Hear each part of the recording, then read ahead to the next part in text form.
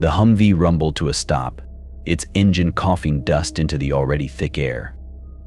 Sergeant Hayes stepped out first, his boots sinking slightly into the sun-baked earth. The checkpoint was nothing more than a crumbling outpost, its walls pockmarked with old bullet holes, the Afghan sun bleaching the stone to a sickly yellow. "Welcome to paradise," muttered Corporal Ruiz, slinging his rifle over his shoulder. Private Dawson wiped sweat from his brow, squinting at the horizon. The landscape stretched endlessly, dust, rock, and the occasional skeletal tree.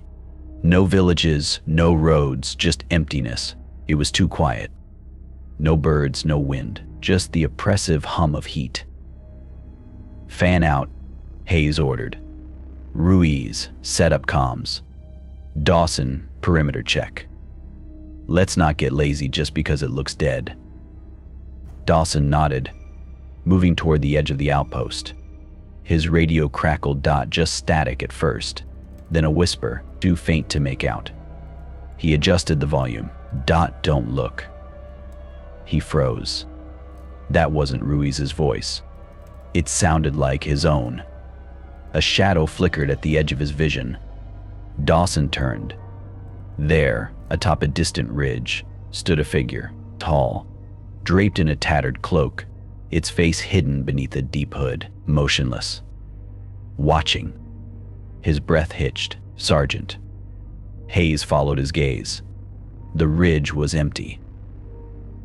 "What?" Dawson blinked. Gone. No footprints, no disturbance in the dust. Just gone. "Nothing," he muttered. But his hands shook. The radio hissed again. A voice, distorted, whispered back, "Too late." Then silence. The sun burned down. The squad worked in uneasy quiet, the figure's presence lingering like a ghost in the air. Somewhere in the hills, something watched and waited. The sun dipped below the horizon, staining the sky a deep, bloody red. The outpost's floodlights flickered to life, casting long, jagged shadows across the cracked earth. Sergeant Hayes adjusted the strap of his night vision goggles, scanning the perimeter. "Dawson." Ruiz. First watch. 2-hour rotations. "Stay sharp." Private Dawson swallowed hard, his fingers tightening around his rifle.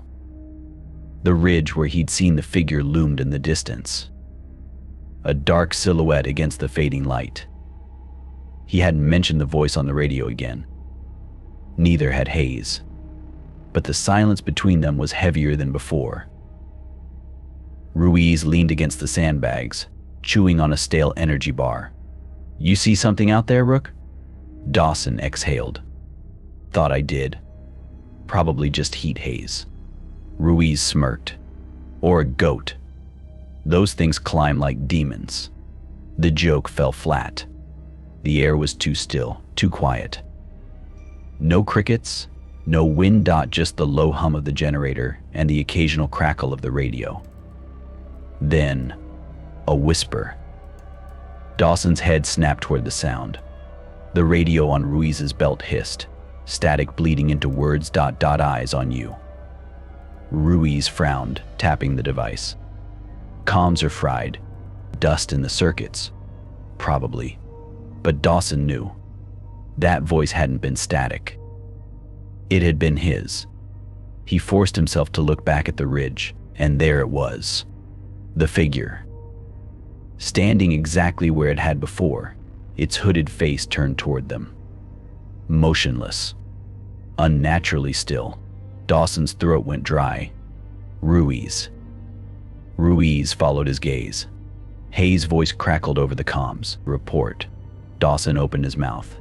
The figure vanished. No movement. No dust. Just gone. Ruiz let out a shaky laugh. "Okay, that's not normal." Hayes' boots crunched on gravel as he approached. "What's not normal?" Dawson hesitated. "Sergeant, we saw something." On the ridge. Hayes' jaw tightened. He lifted his binoculars, scanning the hills. Nothing. The radio buzzed again. A voice, warped and broken, whispered through, "Don't let it see you." Hayes ripped the radio from his belt. "Who's on this channel?" Static. Then, faint but unmistakable, a scream. Hayes' own voice. The squad froze. The generator sputtered. The floodlights died. Darkness swallowed the outpost. Somewhere in the black, something shifted, and the radio hissed one last, terrible warning: run. The floodlights flickered back to life with a low, electric hum, casting jagged shadows across the outpost. The squad stood frozen, rifles half raised, eyes darting into the darkness beyond the wire. Sergeant Hayes lowered the radio, his knuckles white around the device. The scream, his own voice, still echoed in his skull. "Check the perimeter," he ordered, voice tight. Now. Dawson and Ruiz moved in tandem, sweeping their rifle-mounted flashlights across the barren landscape. The beams cut through the dust-choked air, illuminating nothing but cracked earth and skeletal brush. The ridge where the figure had stood was empty. No footprints. No disturbed earth. Hayes adjusted his binoculars, scanning the hills. The lenses magnified the emptiness. Rocks, dust, silence. Then, a flicker. There, the figure stood atop a distant outcrop, its tattered cloak unmoving despite the faint night breeze. Its hooded face was turned toward them, featureless and dark. Hayes' breath caught. Dawson. Dawson lifted his own binoculars.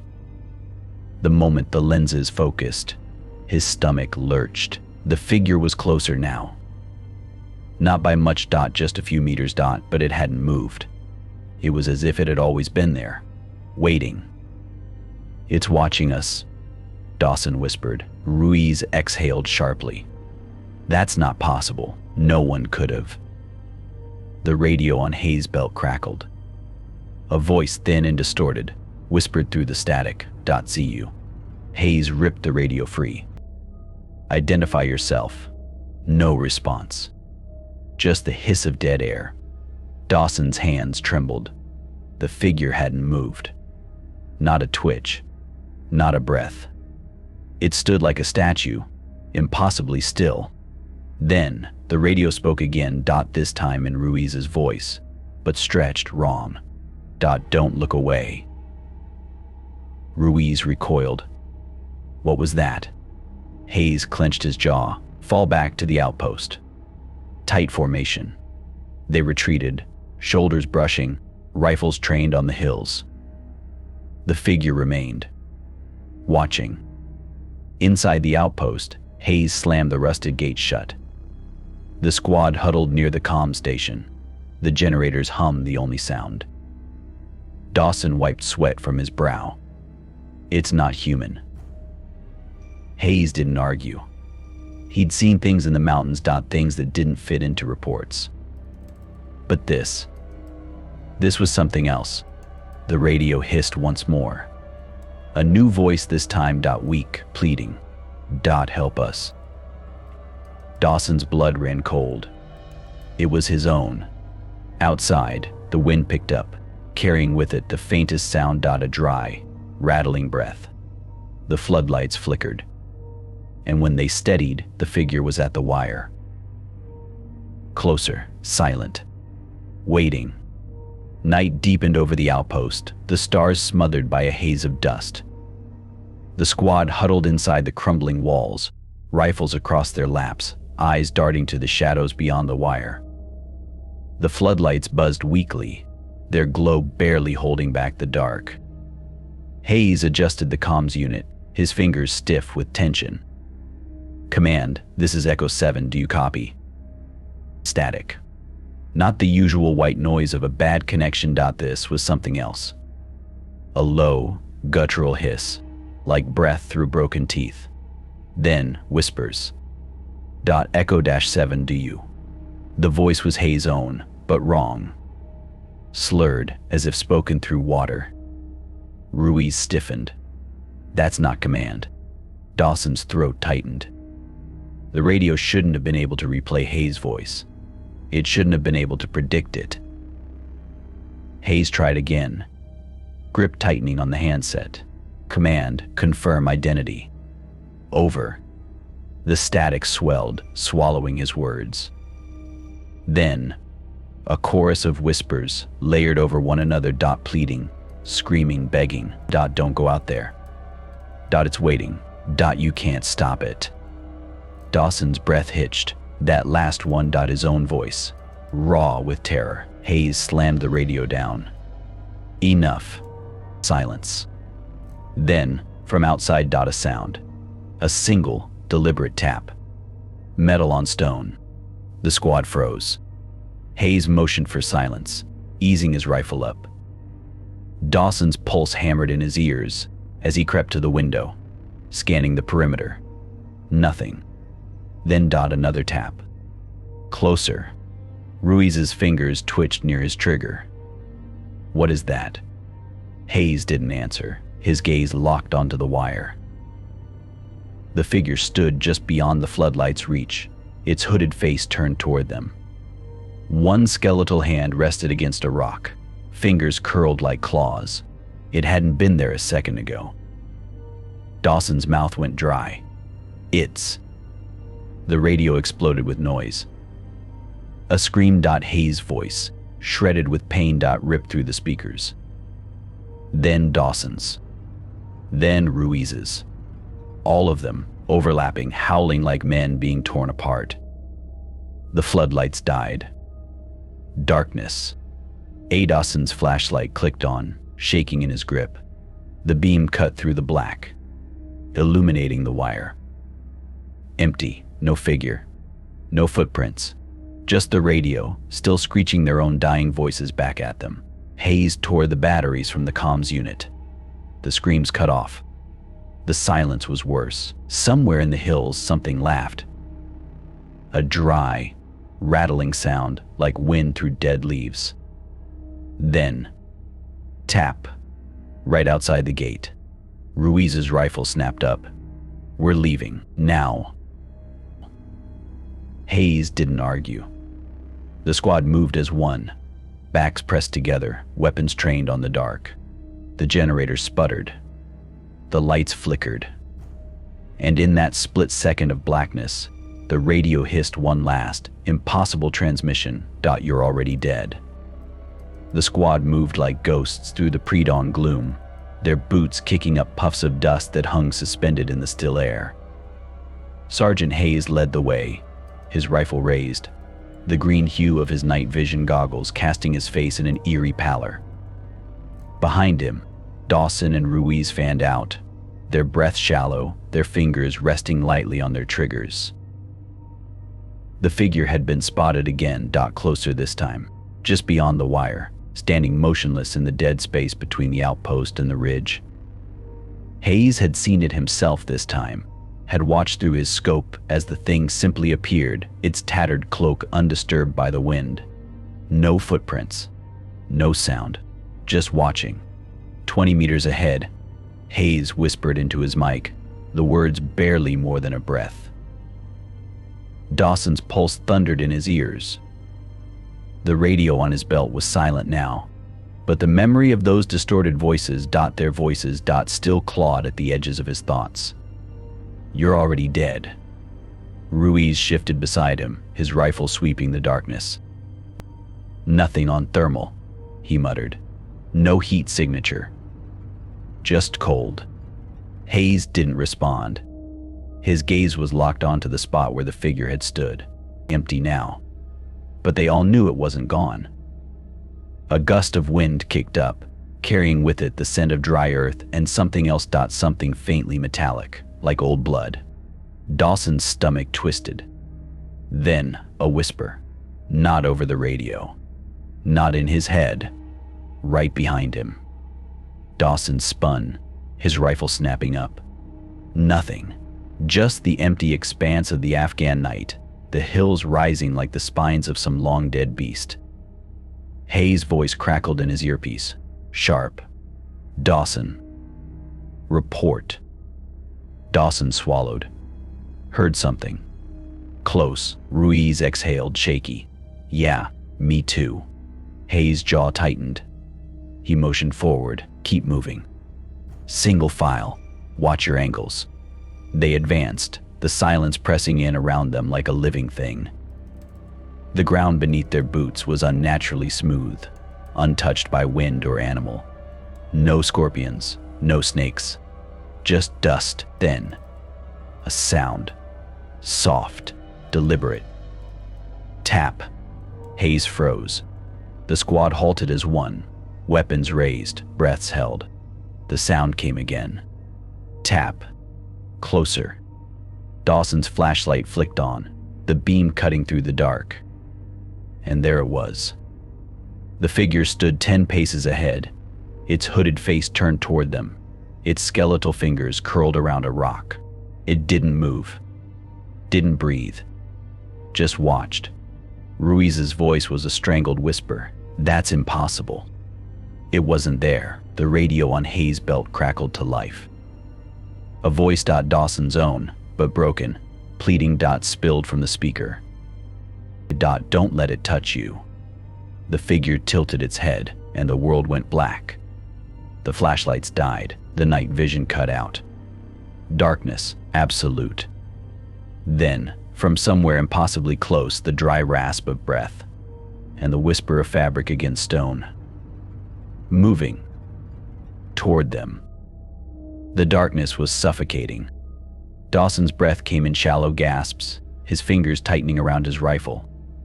The figure had been right in front of them, then nothing. No sound, no movement. Just the oppressive weight of the night pressing in. Hayes' voice cut through the black, low and urgent. Dawson. Ruiz.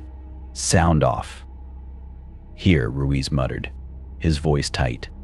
Dawson swallowed hard. Here, silence. Then, a whisper, not over the radio, not from any of them. It slithered through the air like a living thing, curling around Dawson's ear. Look. His flashlight flickered back to life, the beam trembling in his grip. The light cut through the dark, illuminating the empty stretch of ground where the figure had stood. Gone, no footprints, no trace. Ruiz exhaled sharply. We need to fall back. Now. Hayes didn't argue, move. Fast and quiet, they retreated in formation, rifles trained on the shadows, boots scraping against the cracked earth. The wind picked up, carrying with it the faintest scent of decay. Something old, something wrong. Dawson's radio crackled. Static at first, then a voice, his own, but warped, distant. It's behind you. His blood turned to ice. He spun, flashlight sweeping the darkness. Nothing. But the whisper came again, closer this time. Look. Hayes' hand shot up, signaling a halt. His eyes locked onto something in the distance. Dawson followed his gaze. The hill. The figure stood at its crest, motionless, its hooded face turned toward them. It hadn't been there a second ago. Ruiz's breath hitched. How? The radio hissed. A chorus of voices, this time pleading, screaming, their own voices twisted into something unrecognizable. Run. It's coming. Don't let it see you. Hayes ripped the radio from his belt and threw it into the dust. The voices cut off. Silence. Then, a sound. Dry, rasping, breathing. Right behind them. Dawson whirled, flashlight beam slicing through the dark. Empty. But the air was colder here, thicker. Ruiz's hands shook. We need to go. Hayes nodded. Move. Now. They broke into a jog, rifles at the ready, eyes scanning the black. The outpost lights glowed faintly in the distance, a fragile beacon in the endless dark. Dawson risked one last glance over his shoulder. The hill was empty. The figure was gone, but the whisper lingered, carried on the wind like a curse. You can't outrun it. and then silence. The squad reached the outpost gates, slamming them shut behind them. The floodlights buzzed weakly, casting long, jagged shadows across the ground. Hayes turned, scanning the horizon through his scope. Nothing. No movement. No figure. Just the empty Afghan night, stretching endlessly into the dark. Dawson's hands wouldn't stop shaking. Somewhere, in the hills, something watched and waited. The squad moved at first light, rifles raised, boots crunching over the brittle earth. Sergeant Hayes led the way, his jaw set, his eyes scanning the ridge where the figure had last stood. Dawn painted the hills in sickly orange hues, the air thick with dust that refused to settle. Dawson's hands were slick with sweat around his rifle. The whispers from the night before still echoed in his skull. His own voice, pleading warning. Don't let it see you. Ruiz swept his thermal scope across the rocks. Nothing. No heat sigs, no movement. Hayes didn't respond. He knelt where the figure had been, fingers brushing the ground. The earth was undisturbed. No footprints. No scuff marks, just smooth, untouched dust, as if nothing had ever stood there. Dawson swallowed hard. It was right here. Hayes stood, his expression unreadable. Fan out. 10-meter spread. Look for anything. The squad moved in silence, weapons ready, eyes darting to every shadow. The wind picked up, carrying with it the faintest sound. A whisper, or maybe just the rustle of dead grass. Dawson's radio crackled, a burst of static that made his pulse spike. Then silence. You. Ruiz's voice cut through the tension. Hayes. Over here. Hayes moved quickly, Dawson close behind. Ruiz stood at the edge of a shallow depression in the earth, his rifle trained downward. At first glance, it was nothing. Just another patch of dust and rock. Then Dawson saw it. The ground was wrong. Not disturbed, not trampled. Altered. The rocks were arranged in jagged, deliberate lines, forming symbols that made Dawson's skin crawl. They weren't Arabic. They weren't anything he recognized. Just sharp, angular shapes that seemed to twist the longer he looked. Hayes exhaled sharply. Mark it. We're pulling back. Ruiz reached for his GPS. Then froze. The device's screen flickered, the map dissolving into static. Numbers scrambled, then rearranged themselves into a single, repeating sequence. 777. Dawson's breath hitched. That's not. A sound cut him off. Tap. The squad spun as one, rifles snapping toward the noise. Nothing. Just the empty expanse of the Afghan morning, the hills stretching endlessly under the pale sun. Then, tap. Closer. Hayes' grip tightened on his rifle. Move. Now. They retreated in formation, weapons trained on the unseen threat. The wind howled, kicking up dust that stung Dawson's eyes. He blinked, and the figure was there, 10 meters ahead. Standing perfectly still, its hooded face turned toward them. Dawson's finger hovered over the trigger. Sergeant. Hayes didn't hesitate. Fire. The shots rang out, deafening in the silence. Muzzle flashes lit up the dawn. The figure didn't flinch. Bullets tore through its cloak, kicking up dust where they struck the earth behind it. But the figure itself remained untouched, unmoved. Then, between one blink and the next, it was gone.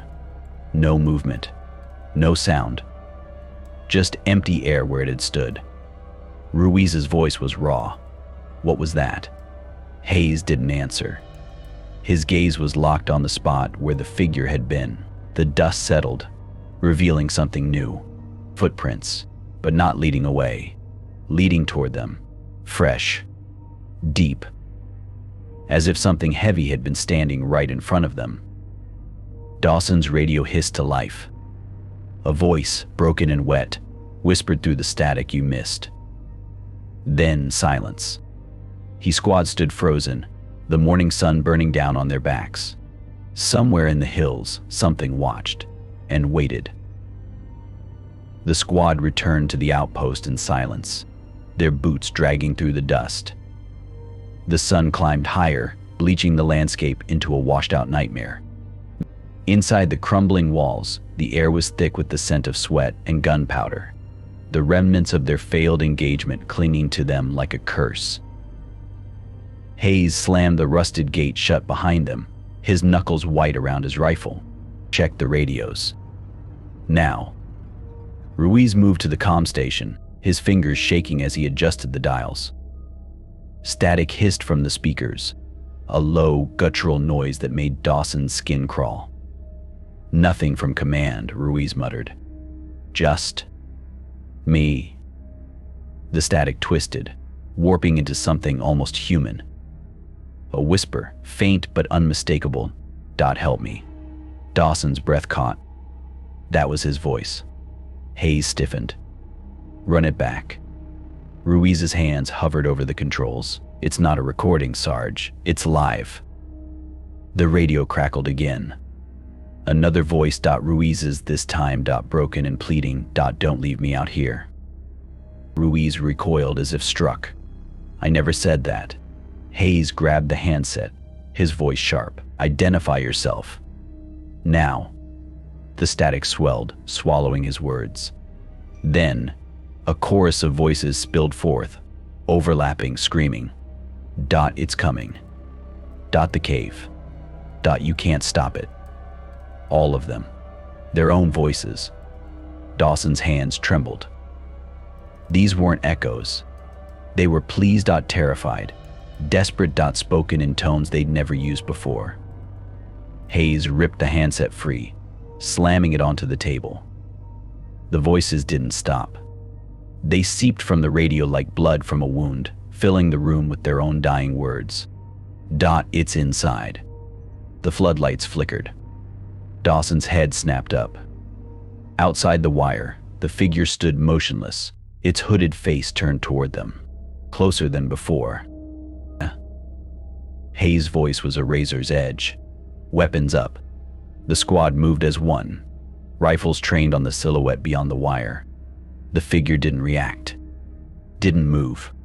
The radio screamed. Hayes' voice, raw and shattered. Don't let it touch you. The floodlights died. Darkness. Dawson's flashlight clicked on, the beam cutting through the black. The figure was gone. But the radio still hissed, their voices looping, pleading, begging for help they'd never asked for. Then, beneath the cacophony, a new sound, a whisper, not their own. Dry, ancient. Come. His squad froze. The figure had never spoken before. Ruiz's breath came in short, panicked bursts. We need to burn this place down. Hayes didn't argue. His gaze was locked on the radio, their voices still spilling from it like a confession. Somewhere in the static, Dawson heard his own voice one last time. It's too late. And then silence. The generator sputtered. The lights flared back to life. The hills outside were empty, but the radio's display glowed with a single, repeating sequence. 777. Hayes exhaled slowly. We're not staying here tonight. Dawson didn't argue. Somewhere in the static, something laughed, and the squad knew. They were already dead. The squad didn't sleep. They took shifts instead, backs pressed against the crumbling walls of the outpost, rifles cradled in shaking hands. The floodlights buzzed weakly, their glow barely holding back the suffocating dark. Outside the wire, the Afghan night stretched endlessly. Silent, watchful. Dawson sat with his back to the gate, his fingers drumming an uneven rhythm against his thigh. His eyes burned from lack of sleep, his nerves frayed raw. Every gust of wind, every creak of the old outpost walls sent his pulse spiking. Ruiz slumped beside him, his head lolling forward before he jerked himself awake again. He muttered, rubbing his face. "Can't even close my eyes without." A sound cut him off. Tap. Dawson's breath hitched. The noise had come from beyond the gate. Soft, deliberate, like stone striking metal. Hayes was on his feet in an instant, rifle raised. Report. Dawson swallowed, heard something. Same as before. Ruiz exhaled sharply. "It's playing with us." The radio on Hayes' belt crackled to life. Static first, then a whisper. Dawson's voice, but stretched thin, desperate. "It's at the gate." Hayes didn't flinch. He motioned for silence, then crept toward the window, his shadow long and jagged, eerie in the flickering light. Dawson followed, his pulse hammering in his throat. The beam of his flashlight cut through the dark, sweeping across the wire. Nothing. Just dust and empty night. Then, movement. A shadow, tall and cloaked, standing at the edge of the light. The figure. Dawson's stomach lurched. It was closer than ever. Just beyond the wire, its hooded face turned toward them, motionless, silent. Hayes' grip tightened on his rifle. "Don't look away." Ruiz's breath came in short, panicked bursts. It wasn't there a second ago. The radio hissed again. This time, Ruiz's voice spilled from the speaker, broken and wet. "It's inside." Dawson's blood ran cold. The floodlights flickered. When they steadied, the figure was gone. But the gate was open. Just a crack. Enough for something to slip through. Hayes didn't hesitate. "Fall back." Now. The squad retreated toward the comm station, weapons trained on the shadows. The air was thick with the scent of dust and something else. Something metallic, like old blood. Dawson's radio crackled. A new voice this time. Hayes, but distorted, as if spoken through water. "Don't let it touch you." Ruiz's hands shook. "We need to leave, now." Hayes didn't argue. "Gear up. We're moving out." Dawson grabbed his pack, his fingers brushing against something cold and damp. He recoiled. The fabric was wet, not with water. With blood. Fresh. His breath caught. "Sergeant." A sound cut him off. From the far corner of the outpost, where the shadows pooled thickest. A dry, rattling breath. The squad froze. The floodlights died. Darkness swallowed them whole. Somewhere in the black, something moved. Closer. The radio screamed. A chorus of their own voices, overlapping, pleading. Run. And then silence. The lights flared back to life. The outpost was empty. No figure, no blood. Just the open gate, swinging gently in the wind. Hayes exhaled slowly. "We're not staying here another second." Dawson didn't argue. Somewhere in the hills, something watched and waited. The night swallowed the squad whole as they moved out, the green glow of their night vision goggles casting the world in an eerie monochrome. Sergeant Hayes led the way, his rifle raised, his breath steady despite the tension coiling in his gut. Behind him, Dawson and Ruiz fanned out, their boots kicking up dust that hung suspended in the still air. The figure had been spotted again, this time near the cave mouth where the strange symbols had been found. Hayes had seen it himself through his scope, standing motionless at the entrance, its tattered cloak blending into the shadows. No footprints, no sound, just watching. 30 meters ahead, Hayes whispered into his mic, the words barely audible over the static humming in their earpieces. Dawson's fingers twitched against his rifle. The radio on his belt had been silent since they left the outpost, but the memory of those distorted voices, their voices, still clawed at the edges of his thoughts. "You're already dead." Ruiz adjusted his thermal scope, sweeping it across the rocks. "Nothing," he muttered. No heat sigs, just cold spots. Hayes didn't respond. His gaze was locked onto the cave mouth, the darkness beyond it yawning like an open throat. The symbols carved into the stone seemed to shift under the green haze of his goggles, twisting into shapes that made his skin prickle. A gust of wind kicked up, carrying with it the faintest scent. Something sour, like decay. Dawson's stomach twisted.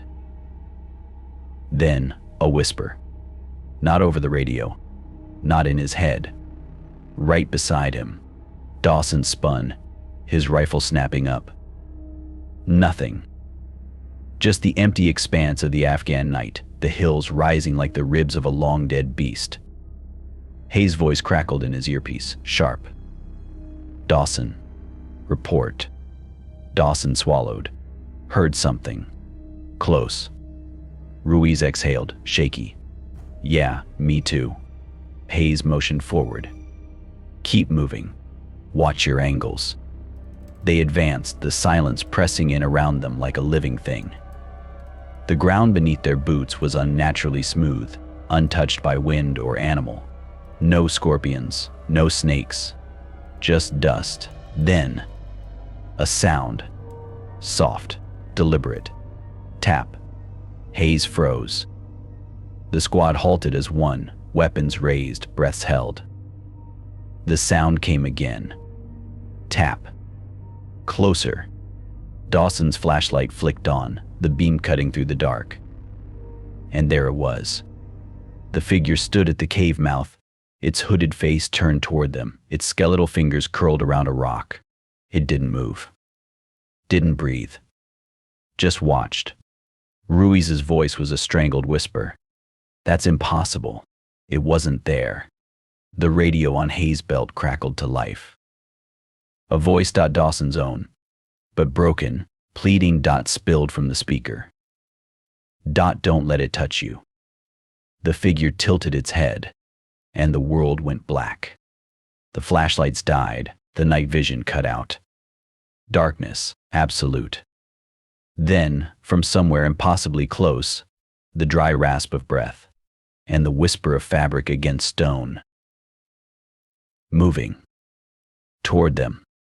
The radio screamed. Static burst from every comm unit at once, a wall of white noise that drowned out Hayes' shouted orders. Then came the voices. Distorted, layered, screaming over each other in a chorus of terror. It's behind you. Don't look. Too late too. Dawson's hands flew to his ears, but the voices weren't just in the radios. They slithered through the air itself, hissing from the rocks, the dust, the gaps between his teeth. His own voice stood out clearest. Raw and broken, begging in a way he'd never begged before. Hayes ripped his earpiece out. Lights, now. Ruiz's flashlight flared to life, the beam shaking wildly. The cave mouth yawned before them, the symbols carved into its edges now glowing faintly, as if lit from within. The figure stood just inside the threshold, closer than ever, its hooded face tilted toward them. No, not one figure. 3. Identical, motionless. Dawson's breath hitched. Sergeant. The radios cut off mid-scream. Silence. Then, from the cave, a dry, rattling inhale. As if all three figures had breathed in at once. Hayes' rifle snapped up. Fall back. Now. The flashlights died. Darkness swallowed them. Dawson stumbled backward, his boots skidding on loose stone. Something brushed his arm. Fabric, brittle and ancient. He lashed out, his fist meeting empty air. Ruiz's voice came from somewhere to his left, choked. There, a wet crunch cut him off. Then, gurgling. Then nothing. Dawson's pulse roared in his ears. Ruiz? No answer. Just the sound of something heavy being dragged across stone. Hayes' voice cut through the black. Closer than expected. Dawson. Move, now. They ran, blind, their shoulders slamming into rock as they careened back the way they'd come. The radios crackled back to life, but this time, Only one voice came through. Ruiz's, but stretched. Wrong. Why did you leave me? Dawson's foot caught on something soft. He fell hard, his knees slamming into the dirt. His outstretched hands met fabric. Warm, damp. Ruiz's vest. Empty. Hayes hauled him up by the collar. Don't stop. The floodlights of the outpost flickered in the distance, a sickly yellow smear in the dark. Behind them, the cave exhaled. A long, shuddering breath that stank of copper and spoiled meat. Dawson didn't look back. The radios hissed one last time as they reached the gate. The voice now unmistakably Hayes' own. You're next. Then silence. The squad. What was left of it. Collapsed inside the walls. Hayes spun, slamming the gate shut, his breath coming in ragged gasps. Dawson's hands shook too badly to reload his rifle.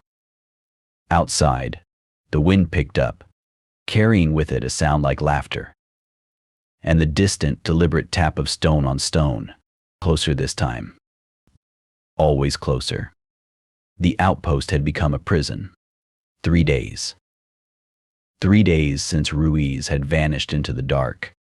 3 days since the cave had exhaled its rotting breath into their faces.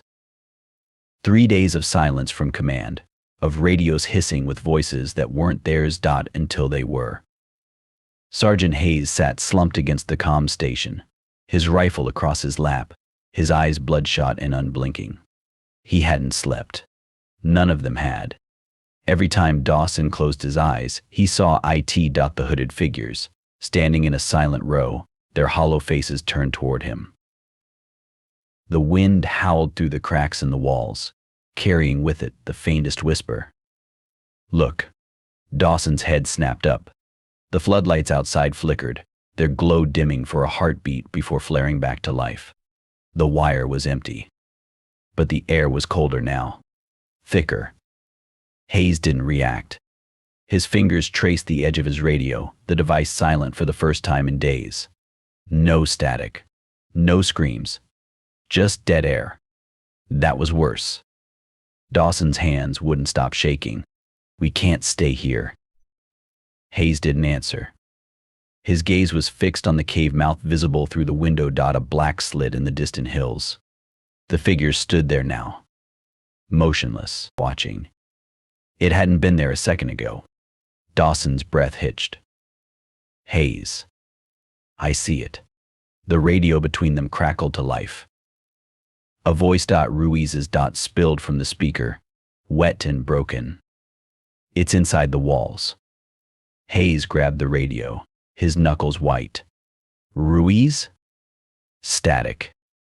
Then, a sound like something being dragged.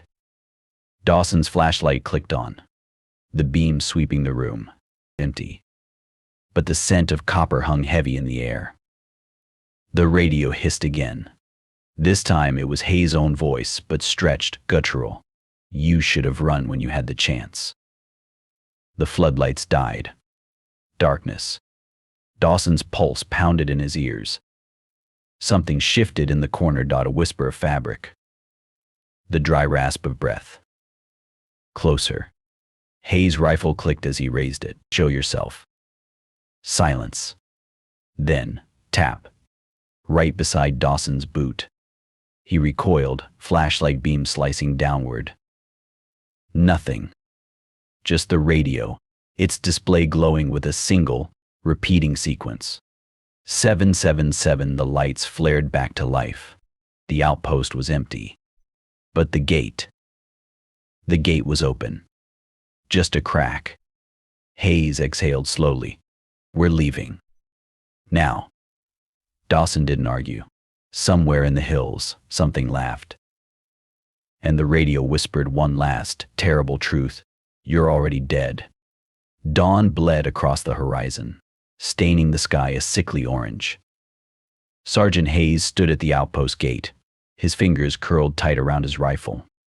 The air was thick with dust, unmoving, as if the world itself was holding its breath. Private Dawson shifted beside him, his eyes bloodshot from lack of sleep. They should have been back by now. One. Hayes didn't answer. Two men, Corporal Vance and Private Head, had left at dusk for a routine perimeter sweep. 6 hours ago. Radio silence for the last two. Ruiz was already gone. Now this. Hayes keyed his radio again, his voice rough. Vance had Dad. Respond. Static. Dawson's hands trembled. That wasn't them. No, it never was. Hayes motioned forward. We're moving out. Standard search pattern. Watch your angles. They moved in silence, boots kicking up puffs of dust that hung suspended in the still air. The landscape was unnaturally quiet. In a wind. No birds, just the crunch of gravel underfoot and the occasional crackle of the radio. Dawson's flashlight beam cut through the pre-dawn gloom, sweeping over rocks and skeletal brush. Nothing. No footprints. No sign of passage. Then, a glint of metal. Hayes knelt, fingers brushing the object half buried in the dust. A dog tag. Vance, E. The chain was snapped clean, the metal icy to the touch despite the heat. Dawson's breath hitched. No blood. No struggle. Hayes stood, scanning the terrain. The hills loomed around them, their shadows stretching like grasping fingers. Somewhere in the distance, the cave mouth yawned. Black, silent. The radio on his belt crackled. A voice. Haddad's. Spilled through, raw and broken. It's right behind you. Dawson spun, rifle raised. Nothing. Just empty desert. Hayes exhaled sharply. Fan out. 20 meters. They advanced, weapons ready, eyes darting to every shadow. The ground was smooth, untouched. No boot prints, no drag marks. As if Vance and Haddad had simply vanished into the air. Then Dawson froze. Sergeant. Hayes followed his gaze.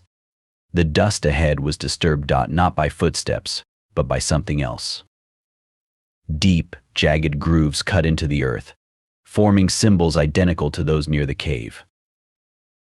And at the center of the pattern, a single, fresh boot print, pointing toward the cave. Hayes' radio hissed. This time, Vance's voice. Pleading, terrified, don't follow. Dawson's throat tightened. They're gone. Hayes didn't argue. His gaze was locked on the cave mouth, where a familiar silhouette stood motionless in the shadows. The figure. Cloaked, hooded, watching. The radio screamed suddenly. A chorus of overlapping voices, Vance and Haddad's among them, howling in unison. It's inside. Then silence. The figure tilted its head and vanished. Dawson's hands shook. We're not going after them. It wasn't a question. Hayes didn't answer. The cave exhaled. A long, rattling breath that stank of copper and decay. Somewhere in the dark, something laughed. And the radio whispered one last terrible truth. You're next. The radios crackled to life at dusk. Sergeant Hayes jerked upright, his fingers curling around the handset before the first whisper even finished slithering through the static. Please. The voice was broken, wet. A man choking on his own blood. Private Dawson knew that voice. Corporal Vance. Hayes' knuckles whitened. Vance, respond, now. The radio hissed, static swelling like a living thing before another voice cut through. Haddad's, but stretched, distorted. Can't move. Dawson's stomach twisted. The words weren't just coming from the comms unit. They echoed from the hills, whispered from the dust itself. As if the land had absorbed their dying pleas and now spat them back. Ruiz's voice joined next, raw with terror. It's in the walls. Hayes slammed the radio down. It didn't matter. The voices kept coming, overlapping, screaming. Don't let it touch you. The cave. Make it stop. Dawson pressed his palms to his ears, but the voices weren't outside his head. They were inside, scratching at the back of his skull like rats in a wall. Hayes grabbed his rifle. "We're burning them out." Dawson didn't ask what he meant. The cave, the symbols, the figure. It all led back to that black mouth in the hills. The radios screamed as they moved out, the voices rising to a deafening crescendo, pleading, sobbing, begging for help that would never come. The floodlights flickered, their glow dimming as if drained by the sheer weight of the sound. Then silence. Absolute. The radios died mid-scream. The wind stilled. Even their own breath seemed to vanish from the air. Dawson's flashlight beam cut through the dark, trembling as it swept the path ahead. The cave mouth loomed, its edges lined with those jagged, impossible symbols, and there, at the threshold, the figure, not one, many. A row of hooded silhouettes, motionless, their faces hidden in shadow. Hayes' rifle snapped up. "Last chance, identify yourselves." The figures didn't move. The radios crackled back to life, but this time, the voices weren't those of the missing. They were theirs. Hayes' own voice spilled from the static, broken beyond recognition, too late. Dawson's followed. A wet gasp. "It's already here." Ruiz's laughter, unhinged. "You're already dead." The floodlights died. Darkness swallowed them. Dawson's breath came in ragged gasps. Something moved in the black fabric brushing stone. The dry rasp of breath. Closer. Always closer. The radios hissed one final transmission, all the voices merging into a single, shuddering whisper, "Join us." Then silence. The lights flared back to life. The cave mouth was empty. But the radio's displays glowed with the same curses sequence, over and over, 777. Hayes exhaled slowly. "We're not going in there." Dawson didn't argue. Somewhere in the hills, something watched, and waited. The recording played on. The cave mouth yawned before them, black and silent. Sergeant Hayes adjusted his night vision goggles, the green hue casting the rocks in an eerie pallor. The entire squad, what remained of it, stood at his back, rifles raised, breath shallow.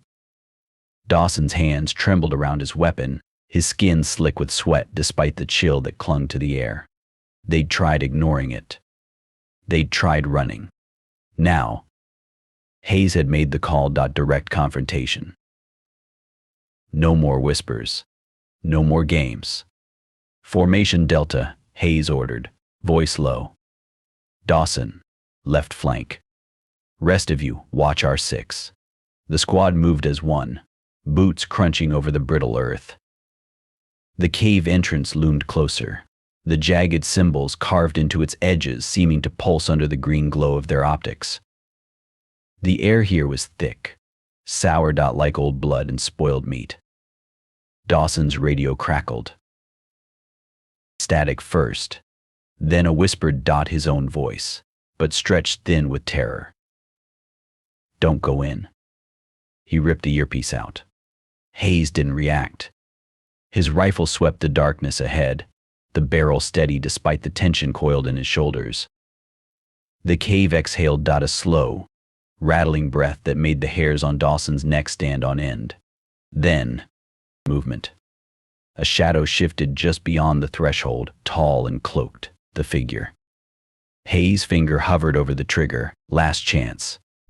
"Identify yourself." Silence. The figure didn't move. Didn't speak. Just stood there. Its hooded face turned toward them, featureless and dark. Dawson's breath hitched. It's not alone. Behind the first figure, deeper in the cave, more silhouettes materialized, identical, motionless, their tattered cloaks blending into the shadows. 5. 10. Too many. The radios on every soldier's belt erupted at once. A chorus of overlapping screams, their own voices, pleading, begging, howling in agony. "Run. It's a trap. They're already dead." Hayes didn't flinch. Fire. Muzzle flashes lit up the cave mouth, the gunfire deafening in the silence. Bullets tore through the figures' cloaks and kept going. No impact, no reaction. The figures didn't move. The radios cut off mid-scream. Then, a whisper, not from the radios, but from the cave itself. Dry. Ancient. Join us. The floodlights on their rifles died. Darkness swallowed them whole. Dawson's pulse roared in his ears. Something brushed past him. Fabric, brittle as parchment, reeking of decay. Closer. Always closer. Hayes' voice cut through the black, sharp as a blade. Fall back, now. The squad retreated, shoulders slamming into each other in the dark, boots skidding on loose stone. The cave exhaled behind them. A wet, rattling sound, like something laughing. Then the night vision flickered back to life. The cave mouth was empty. No figures. No movement. Just the jagged symbols, pulsing faintly, as if breathing. And the radios, now silent, their displays all glowing with the same curse sequence, 777. Hayes exhaled slowly. We're done here. Dawson didn't argue. Somewhere in the dark, something watched. And waited. The cycle continued. The squad retreated in silence, their boots kicking up dust that hung motionless in the dead air. The cave mouth shrank behind them, its jagged edges swallowing the last of the unnatural darkness. Dawson's hands wouldn't stop shaking. The figures hadn't moved, hadn't reacted, just stood there, watching, as bullets passed through them like they were made of smoke. Hayes' voice was a low growl in his earpiece, eyes open. It's not over. Dawson nodded, his rifle sweeping the barren landscape. The hills loomed around them, their shadows stretching like grasping fingers. The wind picked up, carrying with it the faintest whisper. Look. He clenched his jaw. Not again. Not now. Ruiz's voice crackled over the radio, strained. Movement. 3 o'clock. Dawson turned. The ridge ahead was empty. Then, a flicker. The figure stood atop the rocks, its hooded face turned toward them. Motionless. Silent. Hayes' rifle snapped up. Hold fire. Dawson's breath hitched. It's closer. Not just closer. Different. The figure's cloak was darker now, the edges ragged as if chewed by time. Its posture was slightly hunched, its skeletal fingers curled like claws, as if it had aged decades in seconds. Ruiz exhaled sharply. What was that? The radios erupted, a chorus of overlapping screams. Their own voices, but warped, stretched beyond recognition. It's behind you. Don't look. Too late. Hayes whirled. The figure was gone from the ridge, but the air behind them was colder now, thicker. Dawson's flashlight flicked on, the beam cutting through the dark. Empty. Then, tap.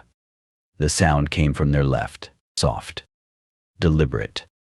Hayes' rifle snapped toward the noise. Show yourself. Silence. The radios whispered in unison, their voices merging into one. You can't outrun it. The flashlight died. Darkness. Dawson's pulse pounded in his ears. Something shifted in the black fabric, rustling, stone scraping against stone. Closer. Always closer. Hayes' voice was a razor's edge. Move. Now. They ran, blind, their shoulders slamming into each other as they careened toward the outpost lights flickering in the distance. The radios screamed behind them, the voices rising to a deafening crescendo. It's inside. Then silence. The floodlights of the outpost flared back to life as they stumbled through the gate, their breath coming in ragged gasps. Hayes spun, slamming the rusted metal shut behind them. Dawson's hands shook as he reloaded his rifle. It's playing with us. Hayes didn't argue. His gaze was locked on the horizon, where the figure stood once more atop the distant ridge. Watching. Waiting. The radios crackled one last time, their displays glowing with the same cursed sequence, 777. And from the hills, carried on the wind, came the dry, rattling sound of laughter. The cycle continued. The squad turned. Nothing there. The radios shrieked with their own screams. Hayes ripped the earpiece from his head, but the sound didn't stop.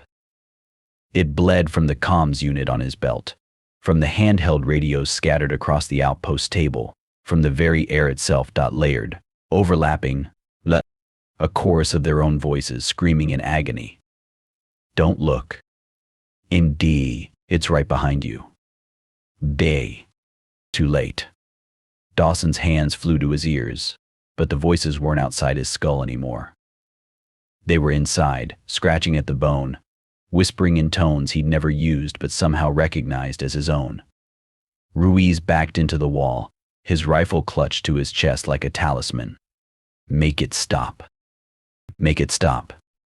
The floodlights flickered. Outside the wire, the figure stood motionless, its hooded face turned toward them, closer than before. Close enough to see the way its tattered cloak didn't stir in the wind. Hayes' voice cut through the cacophony, sharp as a blade. We're leaving. Now. The radios screamed louder, the voices twisting into something inhuman. You can't leave. You're already here, the generator sputtered. The lights died. Darkness. Dawson's breath came in ragged gasps. Something moved in the black dot, a dry, shuffling sound, like fabric dragging over stone. Closer. Always closer. Hayes' flashlight flared to life, the beam slicing through the dark, empty. But the air was thick with the scent of copper and decay. The radios cut off mid-scream. Silence, then. A whisper, not from the speakers, but from the corner of the room. Dry. Ancient. Join us. Dawson's blood turned to ice. The figure had never spoken before. Ruiz's rifle clicked as he raised it. Show yourself. No answer.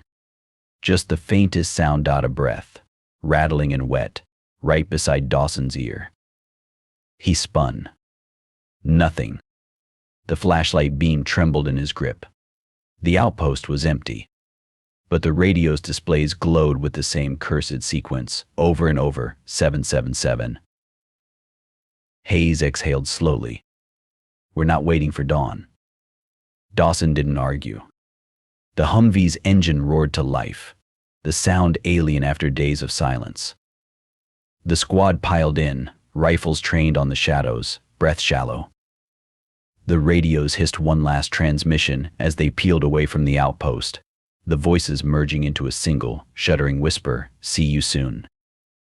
Then silence. The headlights cut through the dark, illuminating the empty road ahead. Dawson didn't look back, but in the rearview mirror. Just for a second, he saw it. The figure. Standing in the center of the road behind them, watching.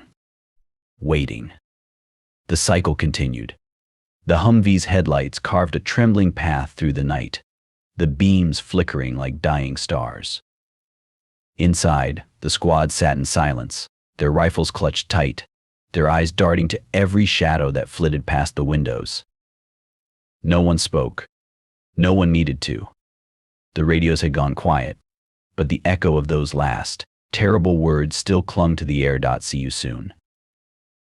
Private Dawson's hands wouldn't stop shaking. He pressed them between his knees, willing them still, but the tremors ran deeper than exhaustion. The figure's whispered join us had slithered into his skull, nesting there like a parasite. He could still smell the cave's rot, still feel the brush of ancient fabric against his skin. Ruiz slumped against the door, his head lolling with each bump in the road. His eyes were glazed, his lips moving soundlessly, forming words Dawson couldn't hear. Hayes gripped the wheel, his knuckles white. The dashboard lights painted his face in sickly green, highlighting the hollows under his eyes. He hadn't slept in days. None of them had. Then, a sound. Soft, deliberate. Tap. Dawson's breath hitched. The noise had come from the roof. Hayes' grip tightened on the wheel. Don't. Ruiz's head snapped up. You heard it too. It wasn't a question. The radio crackled to life. Static bleeding into a whisper. Hayes' voice, but wrong. Stretched thin with fear. Stop the car. Hayes didn't react. His foot pressed harder on the gas. The Humvee lurched forward, engine groaning. Tap. Closer this time. Right above Dawson's head. Ruiz's fingers twitched toward his rifle. It's on the roof. Hayes' jaw clenched. Keep driving. The radio hissed. The voice shifting to Ruiz's. Pleading. Broken. Let me out. Ruiz recoiled as if struck. That's not me. Dawson knew. None of the voices had ever been theirs. Not really. The tapping came again, faster now, skittering across the metal like skeletal fingers. Then, silence. The Humvee's headlights flickered. Dawson's stomach dropped. Haze. The lights died. Darkness swallowed them whole. The engine sputtered. The dashboard lights winked out. The Humvee rolled to a stop, the silence pressing in like a living thing. Dawson's pulse roared in his ears. Outside the windows, the night was absolute. No stars, no moon, just endless black. Then, a whisper, not from the radio but from the backseat, dry, ancient. You can't leave. Dawson whirled, empty. But the air was colder here, thicker. Ruiz's breath came in short. Panic bursts. We need to move. Now. Hayes didn't argue. He reached for the ignition. The radio screamed. A chorus of overlapping voices. Their own, but shredded, howling. Filled the cab. It's inside. Yeah. Don't look. Too late. Dawson's hands flew to his ears, but the sound wasn't just in the speakers. It was in his skull, scraping at the bone, whispering in tones he'd never used but knew were his. The floodlights flared back to life. The road ahead was empty, but the rearview mirror reflected a single, impossible detail. The backseat wasn't empty anymore. The figure sat there, its hooded face turned toward them, its skeletal fingers resting on the seat between Ruiz and Dawson. Motionless. Silent. Waiting. Ruiz's scream tore through the night as he fumbled for the door handle. Hayes' voice cut through the chaos, sharp as a blade. Don't. The door swung open. Ruiz tumbled out into the dark. The figure was gone. The radio hissed one last terrible truth. You're already dead. Then silence. The Humvee's engine roared back to life. The headlights blazed. The road ahead stretched endlessly into the night. Ruiz was gone. Dawson's hands shook. Somewhere in the dark, something laughed. And the cycle continued. Private Dawson jerked awake, his scream tearing through the silence of the Humvee.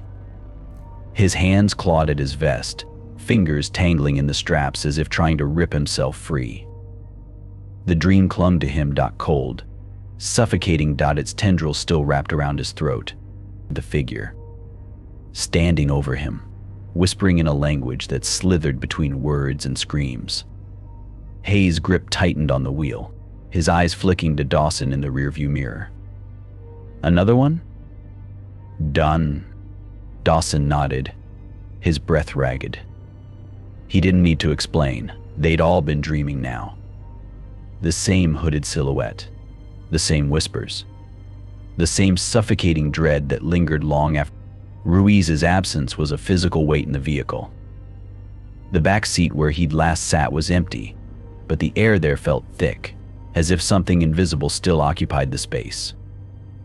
Dawson couldn't bring himself to look at it for too long. The radio crackled, A burst of static that made both men flinch. Then silence. Hayes exhaled through his nose. We're close to the extraction point. 2 clicks out. Dawson didn't answer. His hands wouldn't stop shaking. The dream had been worse this time. Vivid. The figure hadn't just watched. It had leaned over him, its hood brushing his forehead, its breath like rotting parchment against his skin. And the whispers. Not just sounds, names. Ruiz. Vance, Haddad. Hayes. His own. Dawson pressed his palms against his eyes, willing the images away. But the dream wasn't just in his head anymore. It was in the silence between radio static. In the way the shadows outside the Humvee seemed to twitch when he wasn't looking. In the faint, metallic taste in the air. Blood. Or something older. The headlights flickered. Hayes' jaw tightened. Not now. Yet. The beams steadied, but the road ahead seemed darker, the night pressing in like a living thing. Dawson's radio hissed. A whisper seeped through, too faint to make out. He ripped it from his belt and hurled it out the window. Hayes didn't scold him, just gripped the wheel harder. The extraction point was just ahead. A dust-choked clearing where a chopper was supposed to meet them. Salvation. Escape.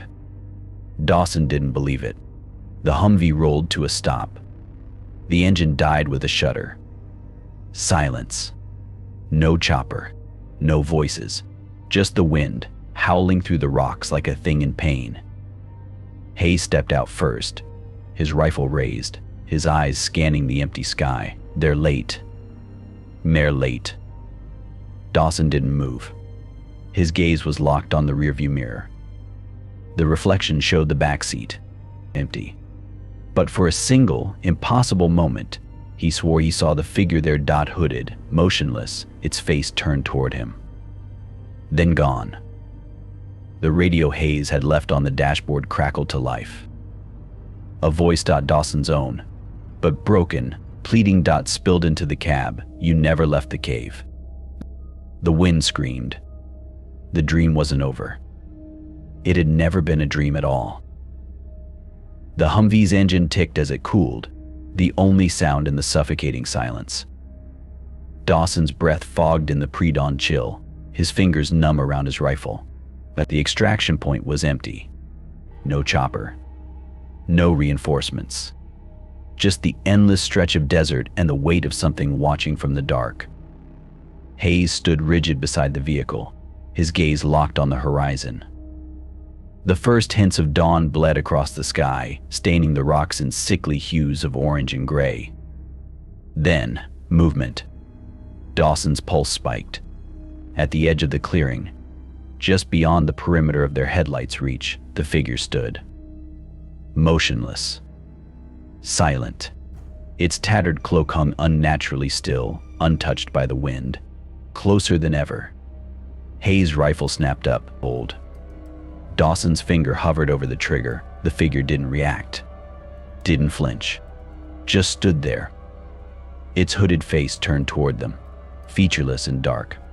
The radio inside the Humvee crackled to life.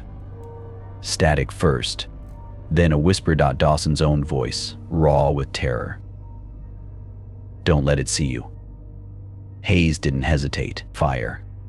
The shots rang out, deafening in the silence. Muzzle flashes lit up the dawn. Bullets tore through the figure's cloak, kicking up dust where they struck the earth behind it. But the figure didn't move. Didn't react. As if the bullets had passed through empty air. Dawson's breath hitched. It's not. The radio screamed. A chorus of overlapping voices. Their own, but twisted, pleading. Spilled from the speakers. Run. It's already here. Too late, too late. The floodlights on the Humvee flickered. Darkness. Dawson's pulse pounded in his ears. Something shifted in the black. A whisper of fabric. The dry rasp of breath. Closer. Always closer. Hayes' flashlight clicked on, the beam slicing through the dark. The figure was gone, but the air was thick with the scent of copper and decay. The radios cut off mid-scream. Silence. Then, a whisper, not from the speakers, but from the rocks beside them. Dry. Ancient. You cannot leave. Dawson's blood turned to ice. The figure stood barely 5 feet away, its hooded face tilted toward them. Unmoving. Unflinching. Hayes' rifle snapped up again. Last warning. The figure didn't react. The radio hissed one last, terrible truth. You're already dead. Then silence. The floodlights flared back to life. The clearing was empty. But the Humvee's radio display glowed with a single, repeating sequence, 777. Hayes exhaled slowly. We're not waiting for the chopper. Dawson didn't argue. Somewhere in the hills, something laughed. And the cycle continued. The Humvee's engine died with a final, shuddering cough. The dashboard lights flickered once, then winked out. The radio, which had hissed static for the last 20 miles, fell silent. Dawson's breath fogged in the sudden quiet. What was that? Dah.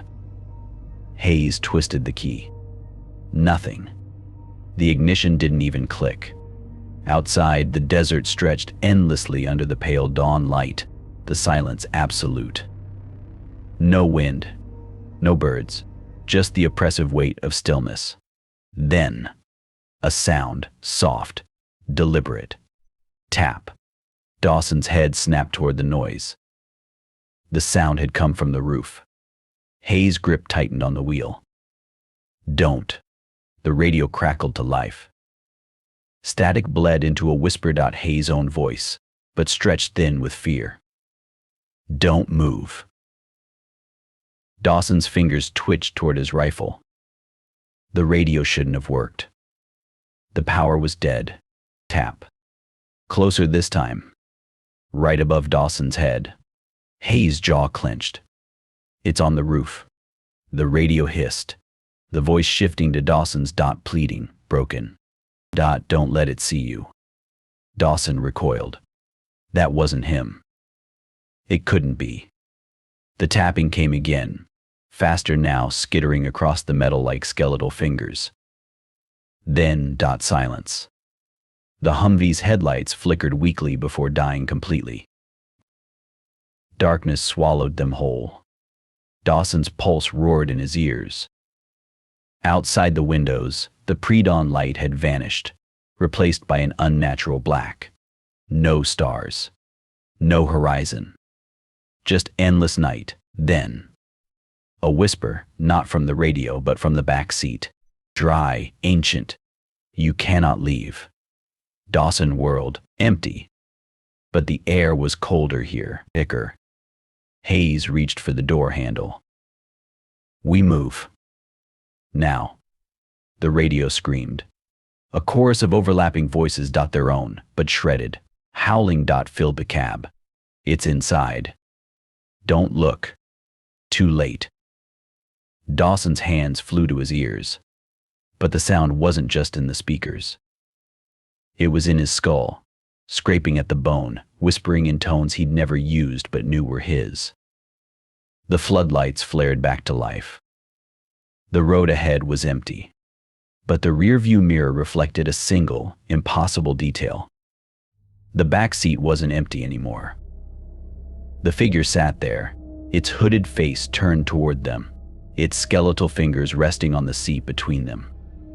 Motionless, silent, waiting.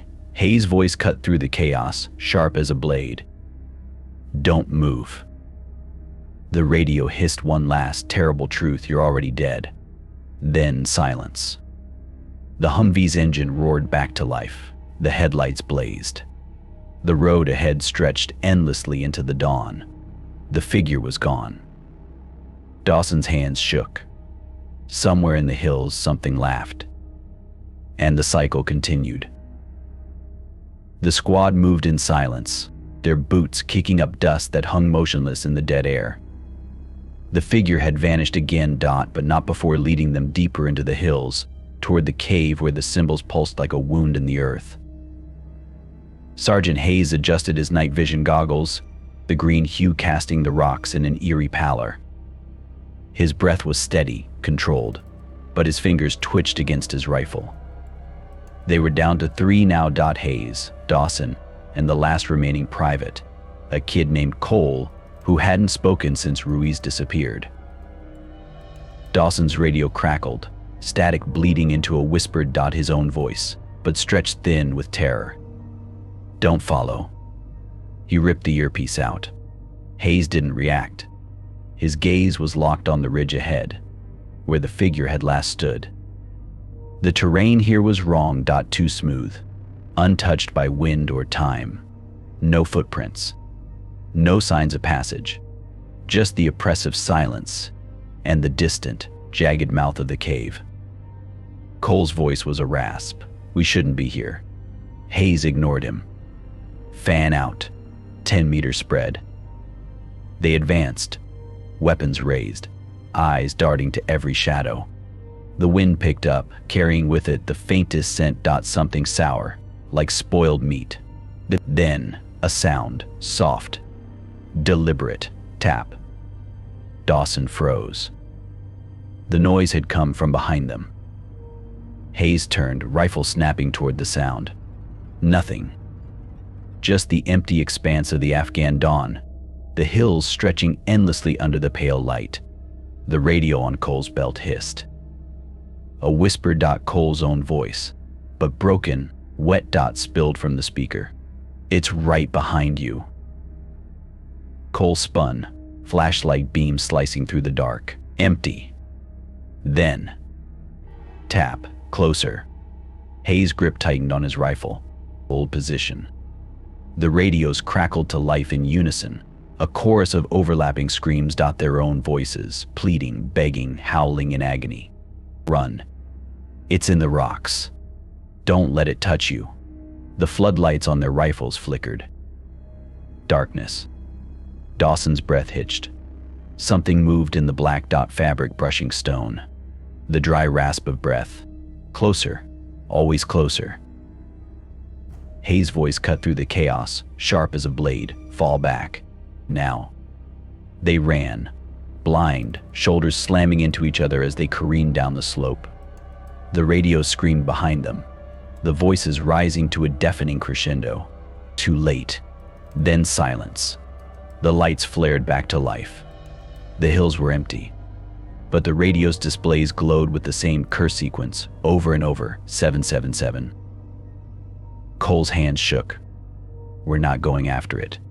Hayes didn't argue. His gaze was locked on the cave mouth, where a familiar silhouette stood motionless in the shadows. The figure. Cloaked, hooded, watching. The radio whispered one last, terrible truth. "You're next." And the chase continued. The squad stumbled through the rocky terrain, their breath ragged, their boots skidding on loose stone. The cave mouth loomed behind them, its jagged edges pulsing with unseen energy. Dawson's lungs burned, but he didn't dare slow down. The figure had vanished again. But the air was thick with the scent of decay, and the radios hissed static like a living thing. Hayes signaled a halt near a cluster of boulders, his rifle sweeping the barren landscape. "Check your 6. Dawson turned, scanning the hills. The dawn light painted the rocks in sickly hues, casting long, twisted shadows. Nothing moved. No figures, no signs of pursuit. Then why did his skin crawl? Cole's voice was a whisper. The terrain. Dawson frowned. "What?" Cole pointed, his hand shaking. "It's different." Dawson followed his gaze. The rocks they'd passed minutes ago were no longer where they should have been. The slope they'd descended now rose sharply to their left, as if the land itself had shifted while they weren't looking. Hayes' jaw tightened. GPS. Cole fumbled with the device. The screen flickered, the map dissolving into static before reforming. Wrong. The coordinates didn't match. The terrain didn't match. 777 flashed across the display. Dawson's stomach dropped. We're lost. The radios crackled to life. A chorus of whispers dot their own voices, layered over each other in a cacophony of dread. You're going in circles. It's leading you back. You'll never leave.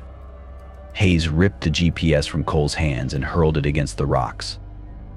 The device shattered, the screen going dark. Silence. Then, a sound. Tap.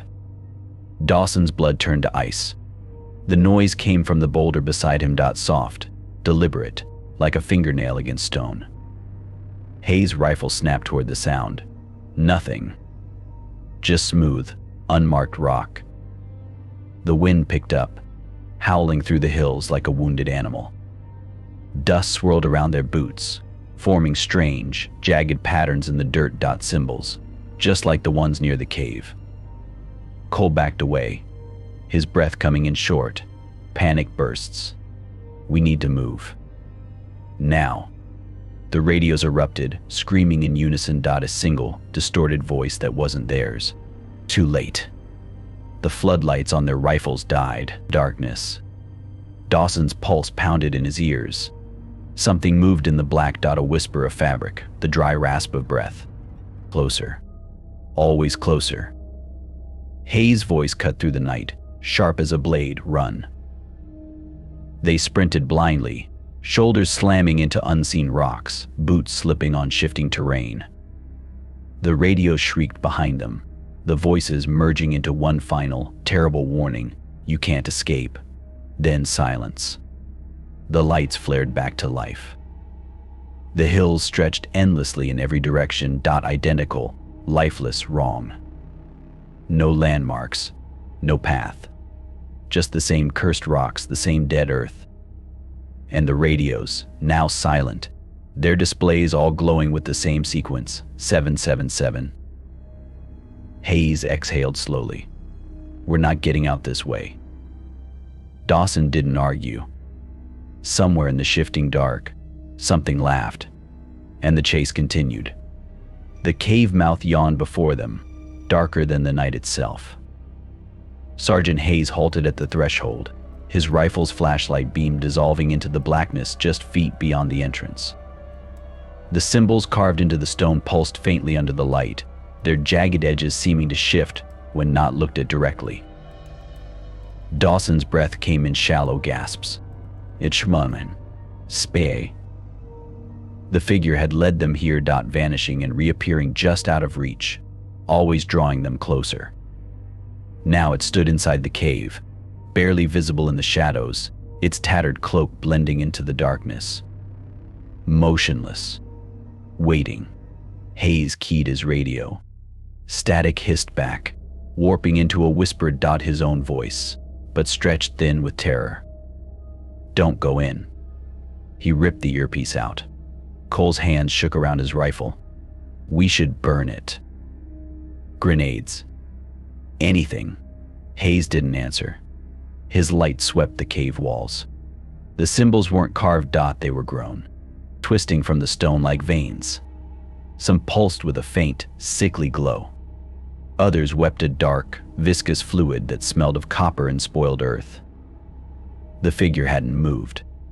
Dawson's flashlight caught the edge of its hood. For the first time, he saw what lay beneath. Not a face, but a void. A darkness so absolute it hurt to look at. Then the radio screamed. Every unit erupted at once, a chorus of overlapping voices. Ruiz, Vance, Haddad, their own. Howling in agony. It's a trap. They're all here. You're already dead. The flashlights died. Darkness swallowed them whole. Dawson's pulse roared in his ears.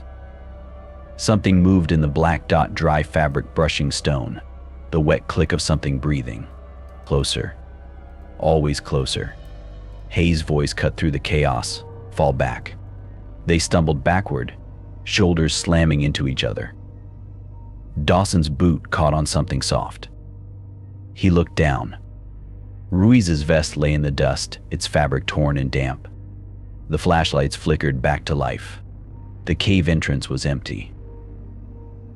No figure, no voices, just the symbols glowing faintly, and the radios whispering one last transmission, "Join us." The squad retreated, but the cave exhaled behind them. A long, rattling breath that stank of graves. Somewhere in the dark, something laughed, and the cycle continued. The cave exhaled. A slow, rattling breath that stank of wet earth and something older, something rotting. Sergeant Hayes stood at the threshold, his rifle's flashlight beam dissolving into the blackness beyond. The figure had vanished again, but its presence clung to the air like static, pressing against Hayes' skin, whispering without sound. Dawson shifted beside him, his breathing shallow. "It wants us inside." Hayes didn't answer. Groan. The edges pulsed faintly, as if breathing. Dark fluid seeped from the grooves, thick as oil, reeking of copper. Cole's voice was a rasp. "We should burn it." Hayes ignored him. He stepped forward, boots crunching on brittle stone. The air inside was colder, thicker, like wading through water. His radio crackled, static bleeding into a whisper. His own voice, but wrong, stretched thin with terror. "Don't look."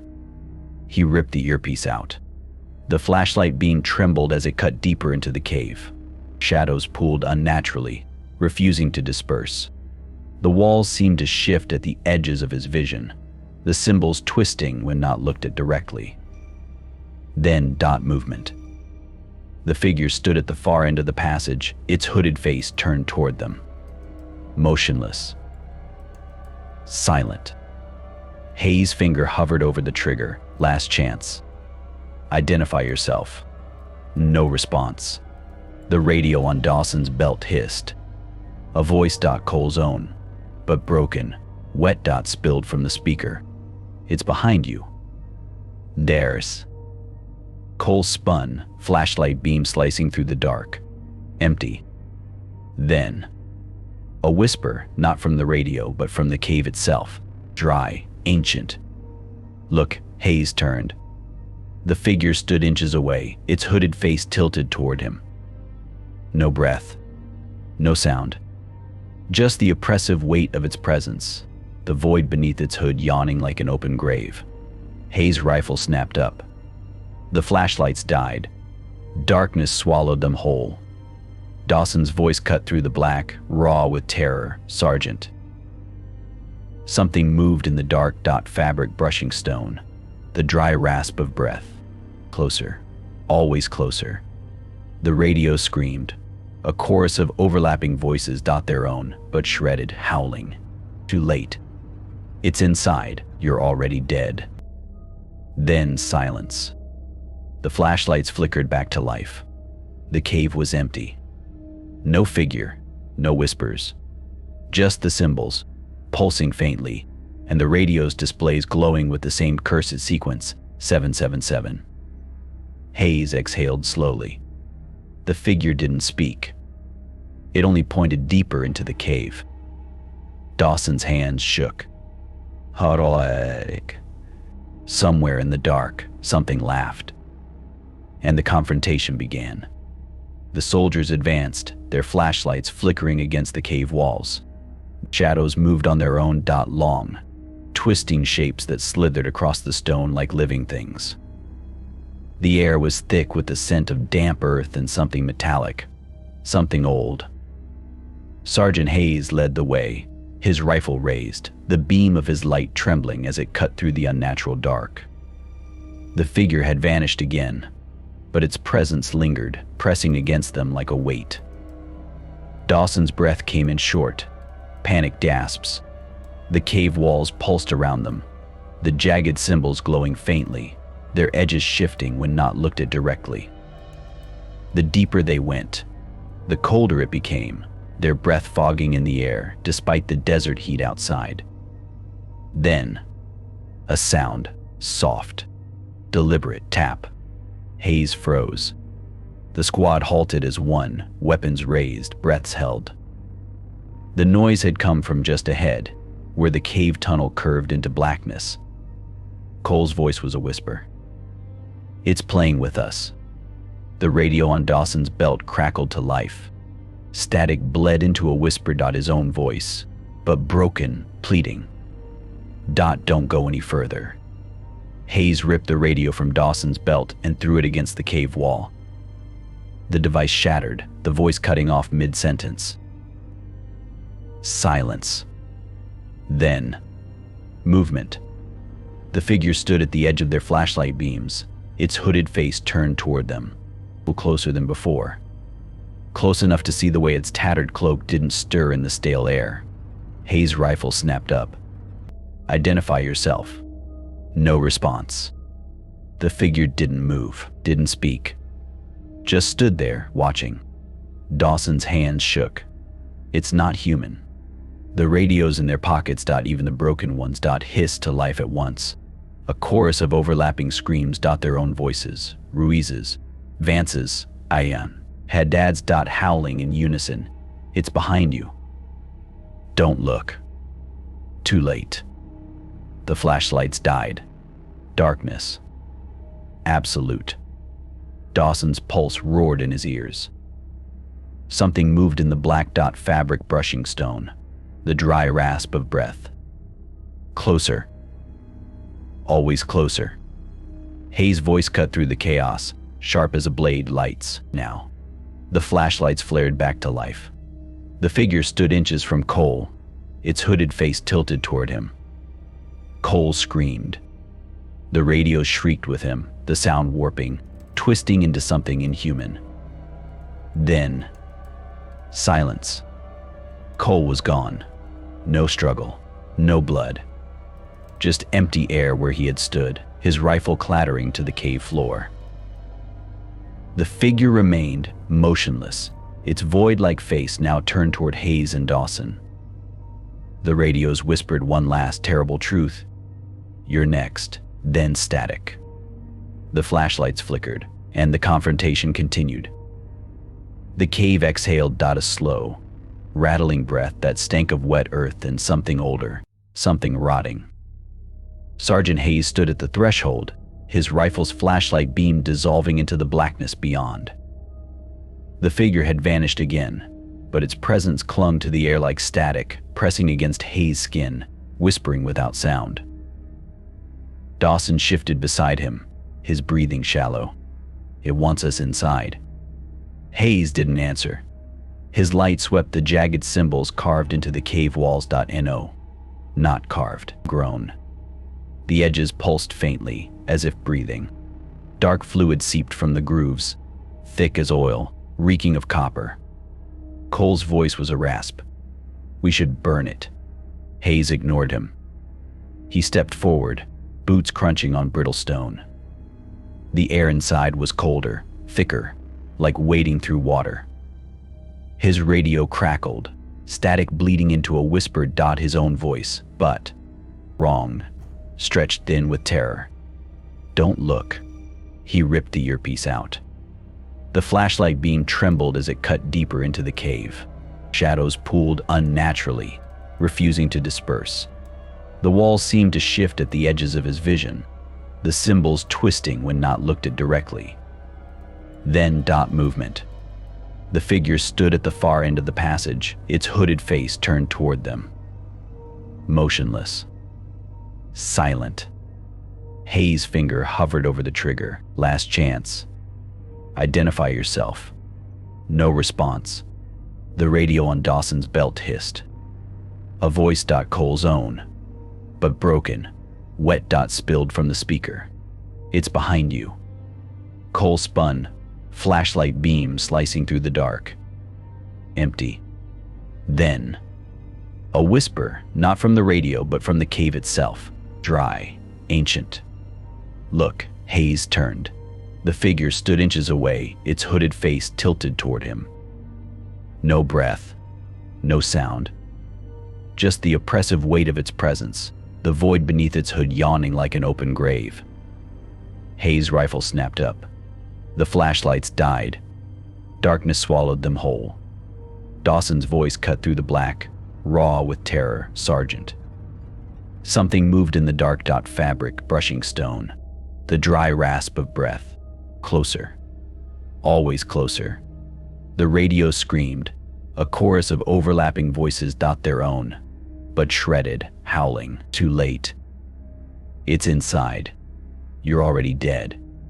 Then silence. The flashlights flickered back to life. The cave was empty. No figure. No whispers.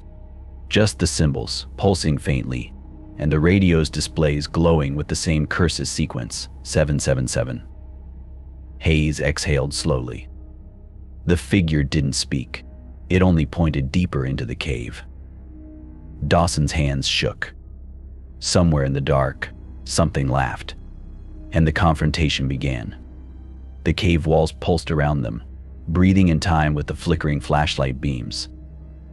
The air was thick with the scent of damp earth and something older. Something that curled in the back of Dawson's throat like decay. Only Hayes and Dawson remained now, their backs pressed against the cold stone as the darkness pressed in. The others were gone. Vanished into the cave's gullet without a sound. Their radio still hissed from the shadows, replaying their final moments in distorted whispers. Dawson's hands shook around his rifle. The figure stood at the far end of the tunnel, motionless as always, its hooded face turned toward them. Closer now. Always closer. Hayes exhaled slowly, his breath fogging in the unnatural chill. Last mag. Dawson nodded, fingers brushing the spare ammunition in his vest. 3 rounds left. Not that bullets had done anything before. The radio on Hayes' belt crackled. Static bled into a whisper. Dawson's own voice, but broken, pleading. Don't look away. Hayes ripped the device free and hurled it into the dark. It shattered against the cave wall, the voice cutting off mid-sentence. Silence. Then, movement. The figure took a step forward. No sound. No disturbance in the dust, just sudden, impossible motion. Dawson's pulse roared in his ears. It's never done that before. Hayes' rifle snapped up. Fire. Nay, Tui. The shots rang out, deafening in the confined space. Muzzle flashes lit up the tunnel in stuttering bursts. Bullets tore through the figure's cloak and kept going. No impact, no reaction. The figure didn't stop. Dawson's breath hitched. Fall back. They retreated down the tunnel, shoulders brushing the slick cave walls. The flashlight beams trembled, their glow weakening, as if drained by the oppressive dark. The symbols carved into the stone pulsed brighter as they passed, the jagged edges weeping thick, black fluid. The radios they'd discarded hissed back to life. A chorus of overlapping screams. Their own voices. Ruiz's, Cole's. Howling in unison. It's right behind you. Don't let it touch you. Too late. Dawson risked a glance over his shoulder. The figure was gone. The tunnel behind them was empty. Then, a whisper, not from the radios, but from the stone itself. Dry. Ancient. Join us. The flashlights died. Darkness swallowed them whole. Dawson's breath came in ragged gasps. Something moved in the black fabric brushing stone. The wet click of something breathing. Closer. Always closer. Hayes' voice cut through the chaos, sharp as a blade. Lights. The flashlights flared back to life. The figure stood inches away, its hooded face tilted toward them. For the first time, Dawson saw what lay beneath the hood. Not a face, not emptiness, but them. Hayes, Dawson, Ruiz, Cole. Their features stretched and merging, their mouths open in silent screams. The radios shrieked one last terrible truth. You never left the cave. Then silence. The flashlights flickered, and the last stand began. The figure stepped forward, revealing a face that shouldn't exist. Dawson's breath caught in his throat. The void beneath the hood was gone. Replaced by a shifting collage of familiar features. Hayes' stern jawline melted into Ruiz's hollowed cheeks. Cole's wide eyes flickering beneath Dawson's own furrowed brow. The faces of the missing pulsed beneath that tattered hood like reflections in disturbed water, their mouths moving in silent unison. Hayes' rifle clicked empty. He didn't lower it. The cave exhaled around them, the walls glistening with fresh black fluid. The symbols pulsed brighter, their jagged edges casting jagged shadows that twitched unnaturally across the stone. The figure's cloak rustled without wind. Dawson's flashlight beam trembled across its form. Shadows pooled, where its feet should have touched the ground. No footprints, no dust disturbed, just the oppressive sense of something ancient pressing against the world.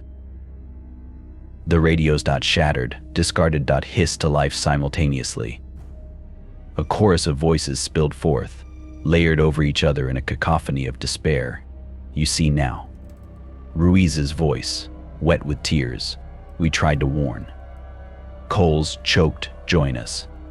Hayes' own, broken beyond recognition. The figure extended a hand. Not skeletal, not clawed. Just Hayes' calloused fingers, stitched seamlessly to Dawson's wrist, the skin blending where they met. Dawson's stomach lurched. His own face flickered across the figure's shifting visage, mouthing words he felt rather than heard. You were always here. Hayes grabbed Dawson's arm. Move. They turned. The cave entrance was gone. Only smooth stone stretched behind them, weeping black fluid that formed fresh symbols as they watched. The walls pulsed inward, the ceiling lowering like a closing jaw. The radios shrieked, their voices merging into one distorted wail, too late. The flashlights died. In the suffocating dark, Dawson felt it. Brittle fabric brushing his cheek. Copper-tinged breath against his neck. The whisper came not from the figure, but from the cave itself, vibrating through the stone into his bones. You stood watch with us. Hayes' voice cut through the black, closer than it should be.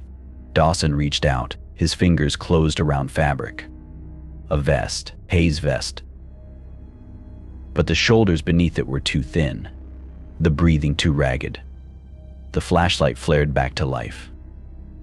Dawson stood gripping Ruiz's vest. Empty, blood-stained, hanging from nothing in the middle of the cave. Hayes was gone. The figure stood motionless where he'd been, its shifting faces settling at last. Hayes' face. Eyes wide, mouth open mid-scream. The radios whispered one final truth as the walls closed in. You never left the outpost. Darkness. Silence. Somewhere beyond the cave, beneath a pale Afghan moon, a new squad arrived at a crumbling outpost. And on the ridge above them, a figure watched. Waiting. The cycle continued. Static hissed through the comms room at HQ, a sound so persistent the night shift had long since tuned it out. Corporal Jenkins leaned back in his chair, rubbing his eyes as the clock ticked toward 0300. Another quiet night in Herat, just the way he liked it. Then the transmission came. At first, it was just more static, the same white noise they'd been filtering out for weeks. But then, a voice. Garbled. Desperate. HQ extraction, please. Jenkins bolted upright, fumbling for his headset. The voice was faint, shredded by interference, but unmistakable. Sergeant Hayes. Echo 7, this is Herat command copy. Jenkins barked, adrenaline sharpening his tone. Silence. Then, the transmission surged back, Hayes' voice breaking apart between syllables. Trapped cave, it's not human. Jenkins' blood ran cold. Echo 7 had been listed MIA for 72 hours after their patrol vanished near the northern ridge. No bodies. No signs of engagement. Just silence until now. Echo 7. Confirm coordinates. The static swelled, swallowing Hayes' next words. When his voice returned, it was wrong-stretched, overlapping, as if multiple recordings played at once. Don't come. Hayes' voice, trembling, They're already dead. Hayes' voice, but deeper, guttural. Join us. A whisper that wasn't Hayes at all. Jenkins recoiled. The transmission shouldn't have been able to layer like that. Then the screaming started. Not just Hayes, dozens of voices, all howling in unison, their pain so visceral Jenkins felt it in his teeth. The comms console sparked, the speakers overloading as the screams peaked and cut off. Silence. The digital display flickered, then stabilized, glowing with a sequence that made Jenkins' stomach drop. 777. Across the room, the emergency alert system activated on its own, printing a single, looping line onto the mission log. Patrol Echo 7, distress signal received. Coordinates locked. Jenkins reached for the phone to scramble the QRF, then froze. The coordinates weren't from the northern ridge. They were here. Inside the base. A shadow moved in the hallway, tall, hooded, motionless. The overhead lights flickered. When they steadied, the hallway was empty. But the printer continued to spit out paper, each sheet repeating the same impossible message. They're already here. Somewhere in the static, something laughed. And the cycle continued. The Humvee rolled to a stop in a cloud of dust, its engine ticking as it cooled. Lieutenant Carver stepped out first, his boots sinking slightly into the cracked earth. The checkpoint was nothing more than a crumbling outpost, its walls pockmarked with old bullet holes, the Afghan sun bleaching the stone to a sickly yellow. Echo 7, this is Delta 5. Carver called into his radio. Arrived at your last known coordinates. No visual. Over. Static hissed back, just white noise at first, then a whisper, too faint to make out. Carver adjusted the volume. Don't look. The voice was wrong, stretched, almost like his own. Behind him, Private Vasquez tightened her grip on her rifle. No one's here, LT. Place is deader than last week's intel. Corporal Riggins swept his thermal scope across the outpost. No heat signatures, no movement, just cold spots. Carver exhaled sharply. Command had sent them to find Echo 7 after their distress signal, but the outpost was abandoned. No signs of struggle. No spent casings. Just an eerie stillness that made the hairs on his neck stand up. Then, a sound. Soft. Deliberate. Tap. Vasquez's head snapped toward the noise. What was that? Riggins adjusted his night vision goggles. Probably just rocks shifting. Carver didn't answer. His gaze was locked on the ridge above the outpost. There. A figure. Tall. Draped in a tattered cloak, its face hidden beneath a deep hood. Motionless.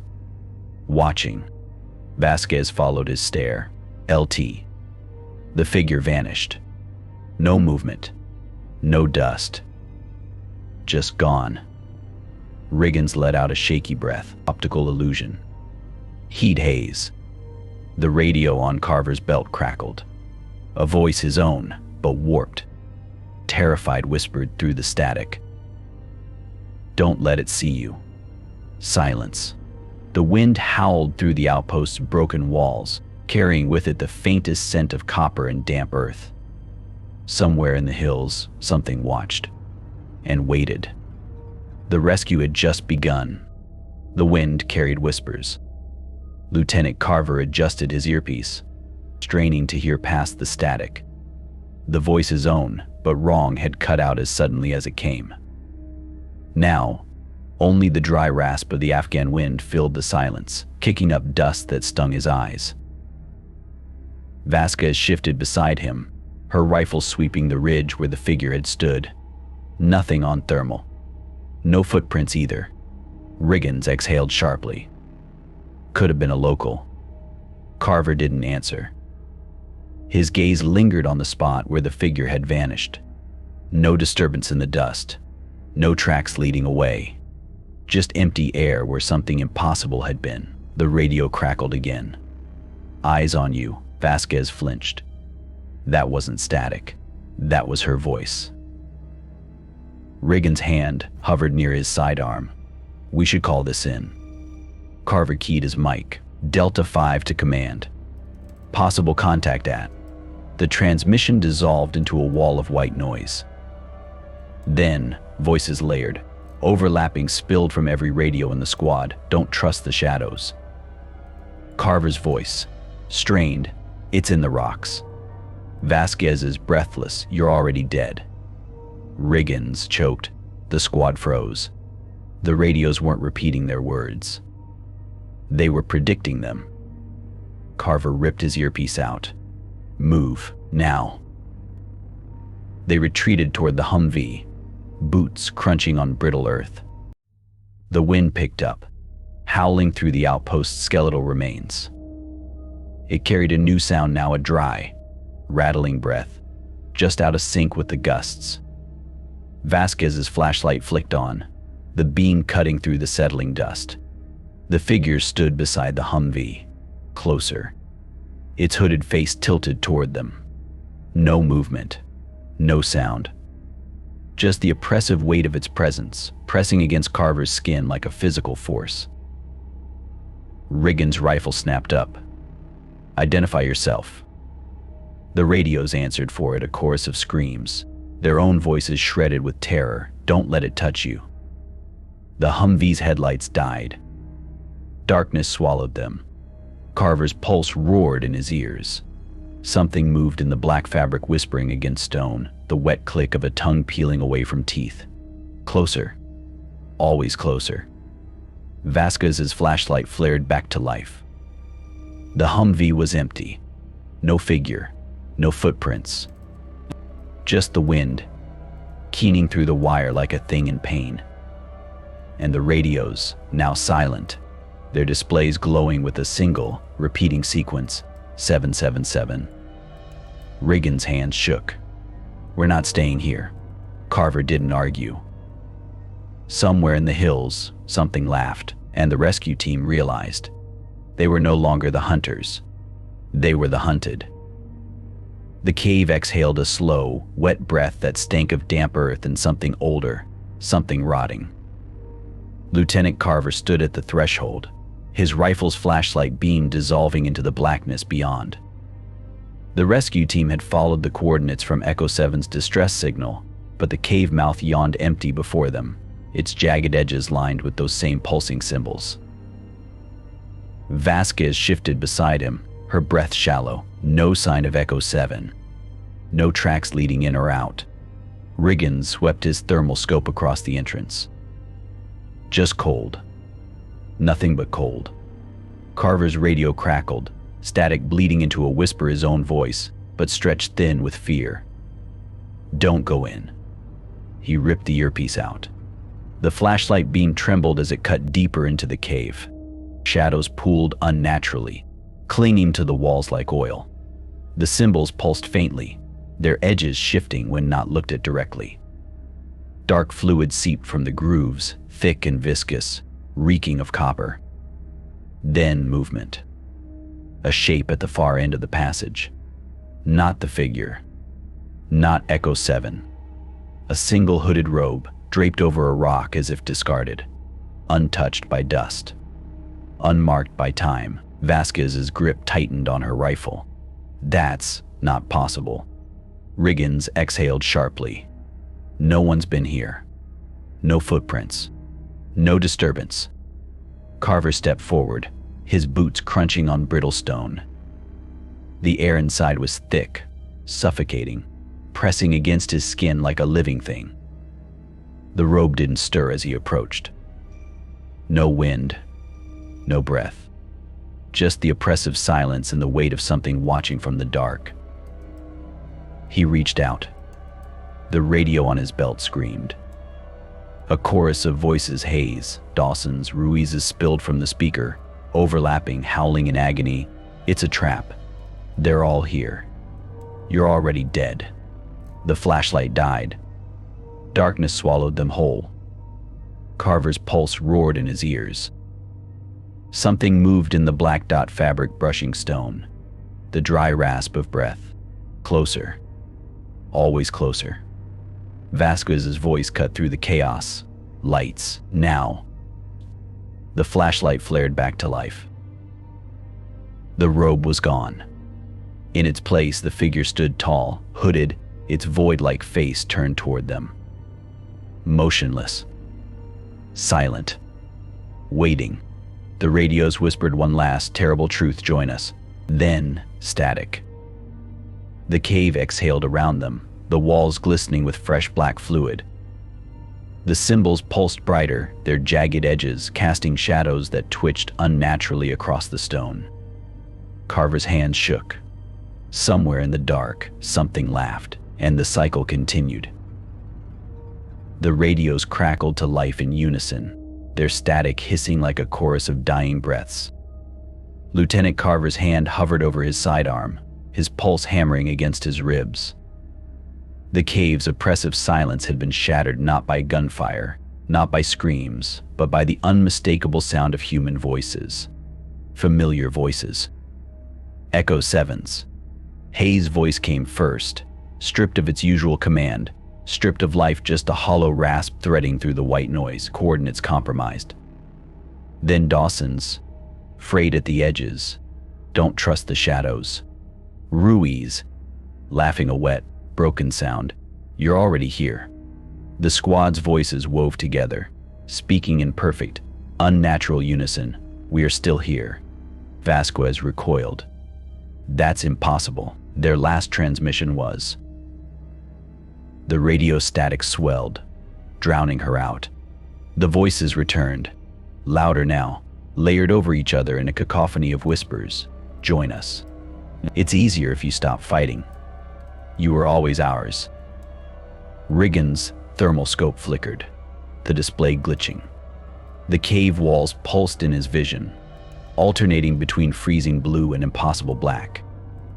The symbols carved into the stone weren't static. They breathed, their jagged edges expanding and contracting like lungs. Carver's flashlight beam trembled across the cave floor. The dust was undisturbed. No footprints, no drag marks. But the radios kept screaming. The voices shifted, warping into something older, something that wasn't human. The words dissolved into guttural clicks, into the sound of bones snapping, of flesh peeling away from muscle. Then silence. The radios died. The cave exhaled a long, rattling breath that stank of graves. Vasquez's flashlight flickered. In that split second of darkness, something moved, cloth whispering against stone. The beam steadied. The figure stood at the far end of the passage, its hooded face turned toward them. No, not one figure. Many. A row of silhouettes, motionless, their tattered cloaks blending into the shadows. Hayes, Dawson, Ruiz, Cole. Echo 7, lined up like statues, their faces hidden beneath deep hoods. Carver's breath hitched. Fall back. The radios burst to life one final time, the voices merging into a single, shuddering whisper. Too late. The flashlights died. Darkness. Then a sound. Dry. Rasping. Breathing. Right behind them. The rescue team didn't scream. They didn't get the chance. Somewhere in the Afghan hills, a new squad arrived at a crumbling outpost. And on the ridge above them, a figure watched, waiting. The radios crackled to life. The cycle continued. The dust settled over the abandoned outpost, stirred only by the retreating Humvee's tires. Lieutenant Carver didn't look back as they drove away, his knuckles white on the steering wheel. Behind him, Vasquez and Riggins sat in silence, their rifles clutched tight, their eyes hollow with the kind of exhaustion that went deeper than lack of sleep. The cave was behind them now. The radios were silent. The figure, if it had ever been real at all, was gone. But the air still tasted like copper. Vasquez exhaled slowly, her breath fogging the window. Command won't believe us. Carver didn't answer. He didn't need to. The missing patrol, the cave, the voices, none of it would make it into the official report. Some horrors were too jagged to fit into paperwork. Riggins shifted in his seat, his thermal scope clutched like a talisman. You saw it too, right? His voice was too loud in the quiet cab. The faces. Under the hoods. Carver's grip tightened on the wheel. He had seen. Hayes' face, twisted in a scream that never ended. Dawson's eyes, wide and unblinking. Ruiz's mouth, moving soundlessly as if still begging for help. The radio crackled, just static this time. No voices. No whispers. Just dead air. Ahead, the road stretched endlessly under the pale sun, the landscape barren and still. No movement. No life. Just dust and rock and the oppressive weight of something watching. Then, a flicker. Carver's breath hitched. On the ridge above the road, barely visible through the haze, stood a figure. Tall, hooded, motionless, watching. Vasquez stiffened. Lieutenant Carver didn't slow down. He didn't dare. The figure didn't move. Didn't follow. Just stood there, its tattered cloak hanging unnaturally still despite the wind. Closer than before. Always closer. Riggins' voice was a whisper. It wasn't there a second ago. The radio hissed a single, broken syllable that might have been a word or just the wind. Soon. Then silence. The Humvee rolled on, the outpost shrinking in the rearview mirror.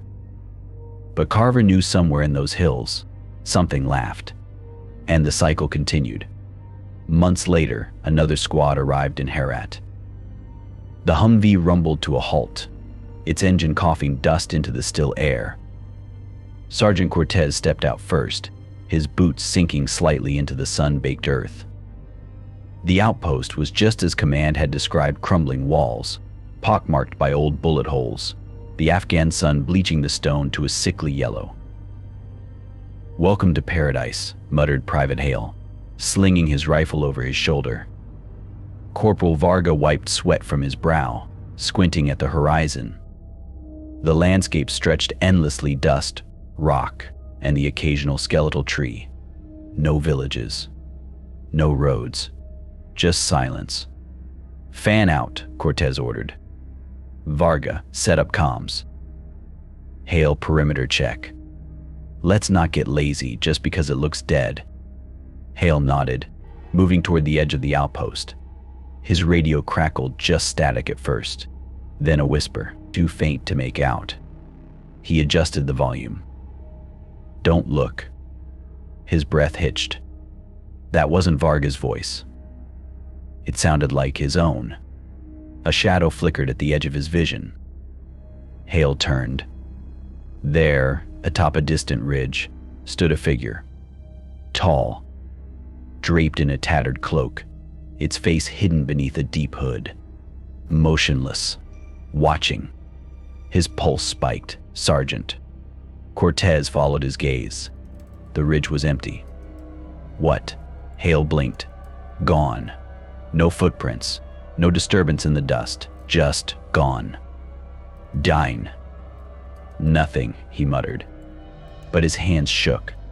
The radio hissed again. A voice, distorted, whispered back, "Too late." Then silence. The sun burned down. The squad worked in uneasy quiet, the figure's presence lingering like a ghost in the air. Somewhere, in the hills, something watched and waited. The loop had begun again.